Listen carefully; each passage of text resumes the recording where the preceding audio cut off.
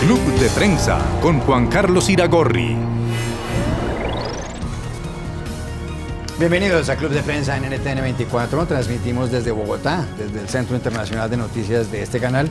No olviden que al final del programa ustedes lo pueden encontrar completo. Pueden encontrar apartes en nuestra página de Facebook, también por nuestra cuenta de Twitter y el audio, el podcast en SoundCloud.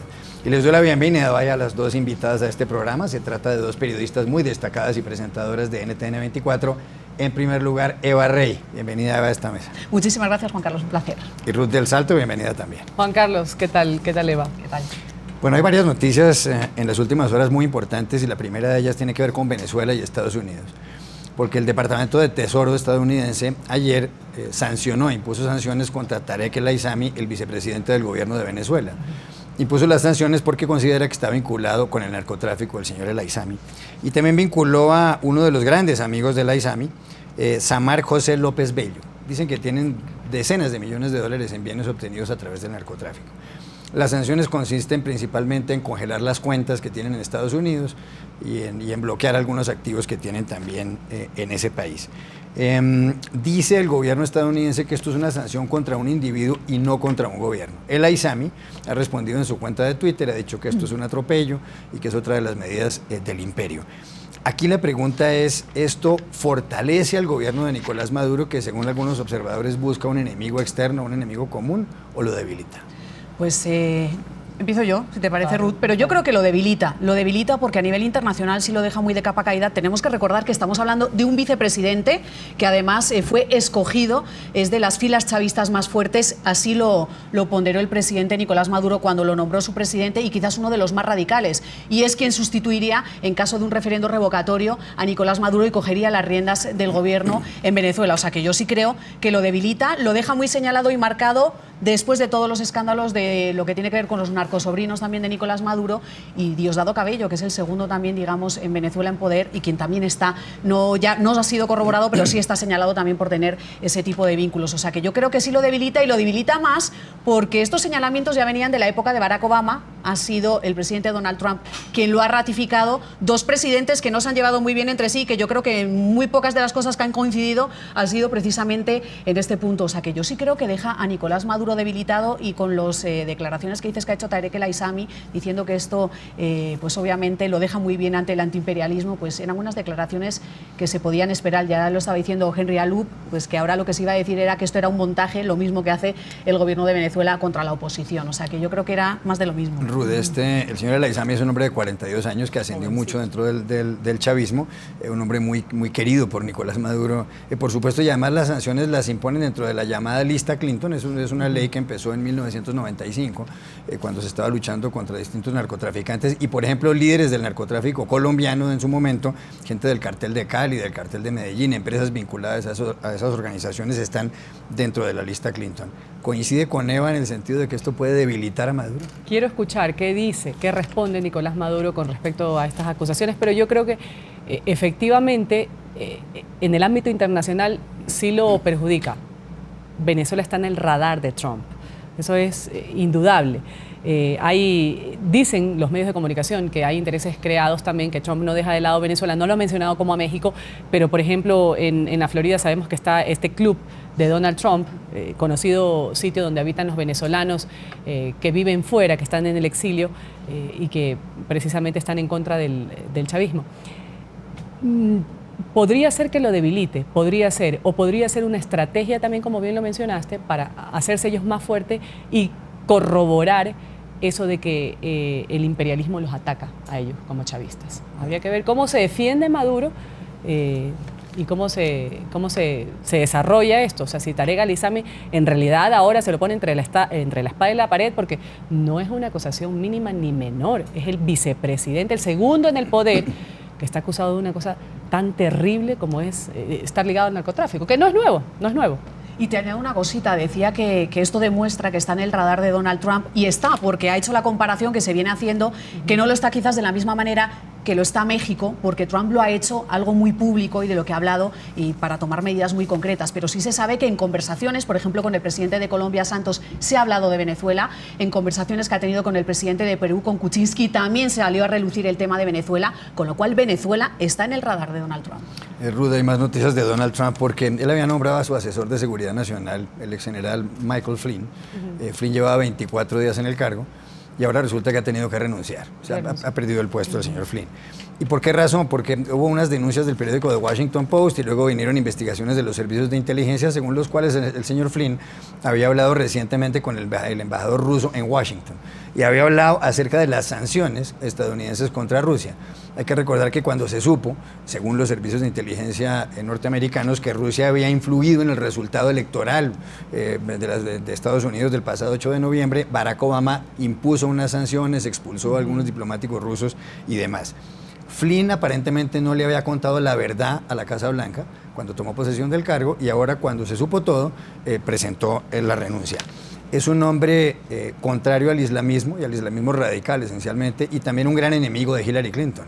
Cuando en la campaña de Trump la gente gritaba lock her up, es decir, enciérrenla en la cárcel, uno de los que más gritaba en las manifestaciones era Michael Flynn. Ahora lo ha reemplazado Joseph Kellogg temporalmente, vamos a ver qué ocurre. Este es un puesto importantísimo en la Casa Blanca, el de asesor de seguridad nacional. Esto perjudica a Trump, lo beneficia, deja en claro que hay gente del gobierno de Trump que tiene vínculos con Vladimir Putin, el presidente ruso. ¿Cuál es su lectura? Ya salió ahorita Paul Ryan hace un momento a decir que esta renuncia que había pedido Donald Trump era lo más prudente que el presidente de los estadounidenses podía haber hecho, precisamente por todo lo que se reveló, porque habría hablado con Rusia. La retórica islamista, lo que estamos diciendo, la afinidad con Rusia y este rechazo visceral contra la candidata o ex candidata Hillary Clinton, pues les hacían tener afinidad. Pero ahorita Donald Trump se está manejando de una forma también que él dice si lo hizo mal o lo hizo a espaldas de la Casa Blanca o de altos cargos de la Casa Blanca, en este caso yo como presidente de los Estados Unidos no lo sabía, pues lo mejor es te pido la renuncia y pongo a otra persona para evitar cualquier tipo de especulación alrededor de esto. Yo creo que sí lo ha favorecido. En ese caso que Donald Trump se está lavando las manos.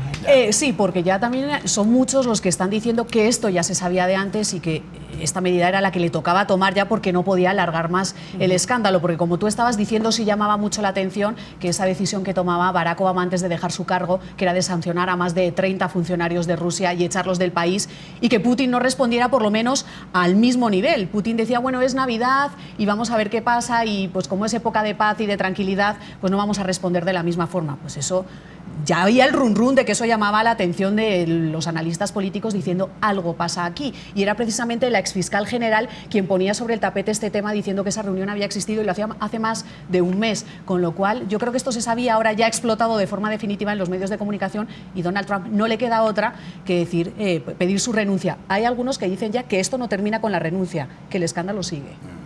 Ya regresamos a Club de Prensa. Volvemos a Club de Prensa en NTN 24 desde nuestros estudios en Bogotá. Hay, Ruth del Salto, una polémica por una fotografía que acaba de aparecer en las redes sociales, una fotografía, vamos a ver si está aquí, aquí está. Ivanka Trump, la hija del presidente Donald Trump, sentada en el sillón presidencial, en la oficina oval, en la Casa Blanca, que es el despacho del presidente, con sus cortinas doradas, las que ha puesto el señor Trump, y tiene a su lado al presidente de Estados Unidos, Donald Trump, y al otro lado a Justin Trudeau, primer ministro canadiense. Hay polémica, Ruth, en las redes sociales porque dicen que ella no ha debido sentarse ahí, que es un asiento que impone cierta majestad. ¿Está de acuerdo con esas críticas o uno puede sentarse en la silla del papá, en la oficina del papá? Bueno, a ver, si tú me preguntas, Ruth del Salto, yo si mi padre fuera Donald Trump, pues por supuesto me siento en esa silla, y más aún si está Justin Trudeau en la fotografía, pues por supuesto, voy a sentarme en esa silla sin lugar a dudas, pero diplomáticamente o la forma correcta de hacerlo de una hija del presidente de Estados Unidos, pues no sé qué dice el protocolo, porque no me imagino o no he visto yo y no yéndome muy lejos, a Michelle Obama o a Maya o a su otra hija sentadas Sasha o Malia, Sasha, exacto, sentadas en la silla presidencial, pero yo no lo veo mal. Eva. Que me voy a atrever a ir más allá. Seguro que Sasha y Malia también se sentaron ahí, solo pero que no la foto, publicaron. exactamente, es que yo creo que ahí al final lo que hay es un juego también como de poderes y cuando has dicho su majestad, efectivamente, hay como de monarquía, que es lo que exhibe Donald Trump, siempre ese poder que le encanta lucir. A mí me parece que como hija yo también me hubiera sentado en la silla. No sé si lo que tú dices de que, claro, aprovechando que está el primer ministro de Canadá, que además también está de muy buen ver, ¿Sí? Pero sí, pues Eso dentro suena muy de los eso mandatarios que hay alrededor del muy- mundo, quizás es de lo más apetitoso. Suena muy elegante eso de muy buen ver. Yo creo Claro, que ustedes claro. dirían... Pero otra- efectivamente aquí sí hay un contexto político, que yo creo que ayer también fue la polémica cuando en esa reunión salían alrededor de una mesa y sentada al lado del primer ministro de Canadá también aparecía Ivanka Trump. Entonces ya empieza la polémica sobre si ella está asumiendo esos papeles de primera dama y que además los está ya extralimitando. Pero bueno, yo creo que esto es una más de las tantas anécdotas que vamos a vivir durante el gobierno de Donald Trump. Bueno, está la famosa foto de John Kennedy cuando era presidente, que está su hijo Pero- menor, John, como le decían, Es que- gateando en la parte de abajo de... Es que yo creo que de ese eso es escritorio. lo normal. Es más, nosotros vamos a visitar la Casa Blanca y si tenemos la oportunidad de entrar al despacho Oval, pues también nos vamos a meter debajo de la mesa donde tantas cosas pasaron en la era de Clinton. No sé, quiero decirte que... Lo de Clinton fue fuerte. Por eso. Bueno, Entonces, mire, vamos a hablar de un tema más serio. Hay una columna en el periódico The New York Times, y esto con respecto a Trump, escrita por David Brooks, y se lo pregunto a Ruth, uno de los columnistas más famosos de ese periódico, y se titula ¿Cómo resistir al gobierno de Trump? Y da tres teorías. Dicen, por en primer lugar, que en la revista The Atlantic publica un artículo de David Frum que dice que Trump ha montado una cleptocracia represiva, como Venezuela, como Filipinas, dice el señor David Brooks. Y dice que la manera de resistir a eso es bloqueando las calles y manifestándose y demás. Segundo, dice que la otra forma de resistir es la de San Benedicto, el hombre que vivió en el siglo V después de Cristo, que fundó varios monasterios, y dice que él, para enfrentar a la corrupción, decidió irse más bien a dar sermones en algunas regiones de Italia y no simplemente centrarse contra el poder principal. Y en tercer lugar, dice que Trump ha montado una combinación de anarquía e incompetencia. Dice que es un payaso caótico, repito, David Brooks, en el New York Times, y que lo que necesita Estados Unidos es una figura como Gerald Ford, es decir, como el hombre que reemplazó a Richard Nixon, presidente estadounidense, que debió renunciar el 9 de agosto de 1974 tras el escándalo de Watergate, cuando estaban espiando al Partido Demócrata en la reelección. ¿Existe un Gerald Ford en Estados Unidos? ¿Hay alguna figura que uno pueda pensar que después del caos que según el señor David Brooks está montando Trump pueda reemplazarlo? Que se me venga a la cabeza ahorita, no creo que, o sea, no podría darte un nombre, pero con lo que sí coincido es que quizás se necesitaba de estas tres teorías, la última es la que más me parece en la parte en la que habla de este payaso caótico.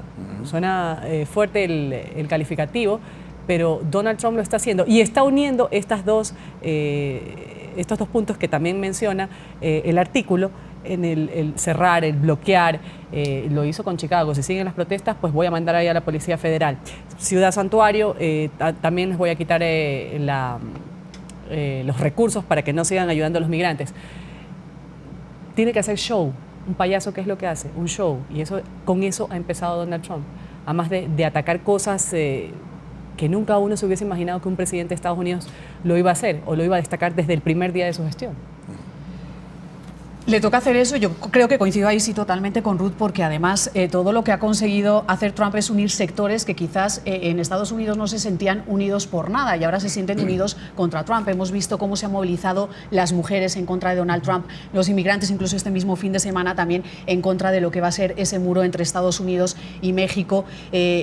Yo creo que si esa coyuntura la aprovechara, como tú dices, una figura que tuviera la fuerza de Ford, le iría muy bien, porque eso es lo que necesita Estados Unidos. Yo sí coincido, no es que no me venga a la cabeza, yo creo que no hay en estos momentos en Estados Unidos una figura tan fuerte que represente lo que era Ford, pero donde apareciera ganaría muchísimos adeptos, porque eso es lo que necesita Donald Trump ahora, alguien que una en contra de lo que él representa.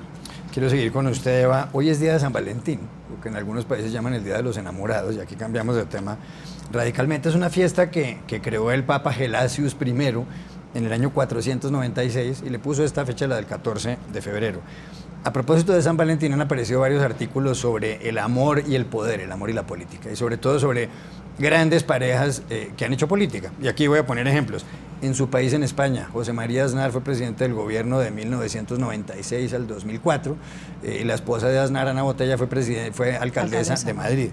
En Estados Unidos, Bill Clinton fue presidente, Hillary Clinton llegó a ser secretaria de Estado y fue candidata presidencial. En la Argentina estaba no solamente Juan Domingo Perón, sino su esposa Eva e incluso su segunda esposa, María Estela Martínez, que fue presidenta argentina. También estuvo Néstor Kirchner como presidente, luego Cristina Fernández de Kirchner y así sucesivamente. En Nicaragua está Daniel Ortega y su esposa, que tiene mucho poder. ¿Es bueno eso? ¿Es bueno que que haya parejas en la política con tanto poder? ¿Es el amor una extensión de la política en ciertos casos para hablar hoy día de San Valentín? Bueno, es que yo creo que lo que se está dando ahora también es ese empoderamiento de la mujer en cuanto a conseguir ya los puestos que antes solo estaban designados para el hombre. Da la sensación de que obviamente una mujer ambiciosa, pues por lo general se va a juntar con un hombre ambicioso, y lo que está pasando es que hasta ahora lo que se ha tenido en Estados Unidos, por ejemplo, ha sido presidentes hombres, de ahí que Hillary Clinton pues dijera: yo también quiero un cargo importante, estoy con una persona que lo tiene y yo me aprovecho quizás de esa situación porque también tengo los contactos que se puedan tener, como hizo Cristina Kirchner en cuanto a Néstor Kirchner. Yo no creo que sea algo malo, porque lo pongo al revés también. Yo creo que ya hay situaciones como las de una presidenta de Brasil o una presidenta de Chile, incluso una canciller en Alemania. Lo que pasa es que esos son casos, creo que las dos presidentas de Latinoamérica, no sé si tienen parejas, están separadas, no sé si estarán con alguien, pero el caso de la canciller no se conoce al marido. O sea que en estos casos de las mujeres que están empoderadas, los hombres son una sombra atrás de los que no se conoce nadie, cuando en los casos que has mencionado sí son las mujeres las que van detrás del hombre y luego quieren resurgir. Pero a mí no me parece malo. Yo creo que una pareja poderosa, desde el momento que lo puedas manejar, que no se trate de que entonces tú tienes el poder y ahora yo te sucedo a ti y hay un conflicto de intereses donde yo me aprovecho. Pero creo que bien manejado, ¿por qué no? Ruth. Claro, y la gente se une por afinidad, en cierta forma, en la mayoría de los casos. Detrás de un hombre hay una gran mujer. Yo creo que al lado de un gran hombre hay una gran mujer, y ahora con lo de Obama, pues se escucha mucho que Michelle Obama fue esa mujer junto al poder que lo ayudó incluso a hacer mucho más de lo que él como político podía haber dado, y ya hay sectores que piden que sea Michelle Obama la que se lance de candidata a la presidencia de Estados Unidos, como bien lo citaste, pues en la época Clinton con Hillary, que ella sí tenía un recorrido político. Lo vemos en la serie de House of Cards. Claire y Frank Underwood, personas unidas por esta ambición, este poder. Va más allá de la cama, va más allá de las cuentas matrimoniales, de las cuestiones mutuas de pareja. Ya es una cuestión de poder. O sea, y si juntos pueden hacerlo, y si eso se lo comenta no solo en el día, sino en la noche, pues cada uno con su forma de llevarlo. Si usted fuera estadounidense, ¿votaría por Michelle Obama si ella fuera candidata presidencial? Creo que sí. Creo que sí. ¿Por qué? A mí, la verdad es que Michelle Obama me parece que fue una imagen que revolucionó la esfera de la primera dama en Estados Unidos. Ya se había visto gente muy influyente, Nancy Reagan en su época también fue muy querida, otras primeras damas, Hillary Clinton también en su época, pero nadie como Michelle tan cercana. ¿Ya? Una persona que iba a una tienda o un almacén de tiendas, o sea, un Target, un almacén común, Target, que decía: aquí estoy comprando la ropa para mis hijas, la hacía mucho más cercana, que salía en los talk shows también bailando, siguiendo las campañas contra la obesidad y demás, pues se la vio muy cercana. Ella es muy inteligente, una abogada brillante, ¿no? Habría que ver políticamente cómo se desarrolla. Y sí le diera el voto a ella. 20 segundos, Eva Rey. ¿Usted votaría por Michelle Obama si fuera estadounidense? Pues yo no sé si votaría por Michelle Obama, porque tengo que ver que también cuáles son el resto de los candidatos y, como dice ella, cómo se desempeñaría en la campaña. Pero que me gusta, y yo creo que a ella precisamente le ha ido bien y se ha ido con esa alta popularidad que tenía, porque aparte de la cercanía, es una persona alejada de lo que, por ejemplo, encarnaba Hillary Clinton, que es ese establishment, gente de bien que se codea con los más millonarios y tiene las casas en los Hamptons. Yo creo que es otro concepto de matrimonio el que ellos han creado, independientemente de que ahora tengan millones de dólares en sus cuentas bancarias, pero es gente cercana que te da la sensación de que por mucho dinero que tenga, me puedo ir totalmente a comer una hamburguesa a la esquina. Vale. Entonces yo creo que esa cercanía sí es importante, unido a la inteligencia y pues a la profesionalidad. Ya regresamos a Club de Prensa. Volvemos a Club de Prensa en NTN 24 desde nuestros estudios centrales en Bogotá. Último minuto y medio. Eva Rey, la revista estadounidense Playboy, para su edición de marzo-abril, y esta revista fue fundada en 1953, ha decidido volver a publicar fotografías de mujeres desnudas, porque decidió suspenderlas el año pasado y la circulación se cayó. Llegó a circular con 5.600.000 ejemplares en la década de los 70, el año pasado estaba en 700.000 ejemplares. ¿Es una buena medida restablecer las fotos de mujeres en pelotas en Playboy? Pues no sé si les va a funcionar o no, yo de eso no entiendo, pero lo que sí digo es que me parece lo normal, es que Playboy, cuando uno asocia Playboy con desnudos, lo que no pueden empezar a aparecer en la portada es la mujer tapada, porque para eso hay millones de revistas. Playboy es mujeres en pelotas, como decías, eso es lo que la gente quiere ver cuando compra Playboy.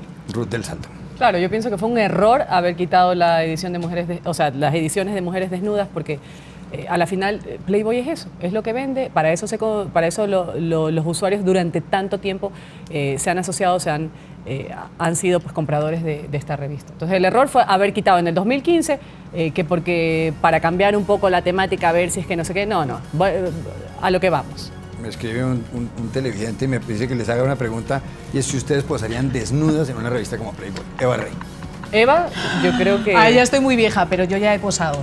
No para Playboy, he posado para otra revista. No se ve nada, pero sí se ve. O sea, Sale, decirte, no estoy se ve. desnuda. O No sea, Se sé. ve la desnuda, manzana posó nomás desnuda. de Eva. ¿Cómo así que posó desnuda y Pero no se ve tienes la nada? foto Aquí ahí. está, se ve la manzana de Eva, nada más. De Eva, de Eva. Te falta Adam. Ruth del Salto, la misma pregunta. No lo haría. Creo que no lo haría. No lo haría. Gracias, Ruth, por haber estado Pero aquí. no porque Gracias lo vea por mal. enseñar mi foto, No ¿eh? porque lo vea mal, no lo veo mal. Me parece que el desnudo es algo natural del ser humano. Vinimos, ¿cómo? ¿Con ropa? No. Es natural. Entonces, pero bueno, habría que verlo. No, mostré tu foto, pero no va a vender. sino Gracias, para que la cariño. gente lo vea. Gracias. Gracias, Ruth del Salto, por haber estado aquí. Gracias, Eva Rey. Gracias, Juan Y a Carlos. ustedes los espero mañana nuevamente en Club de Prensa.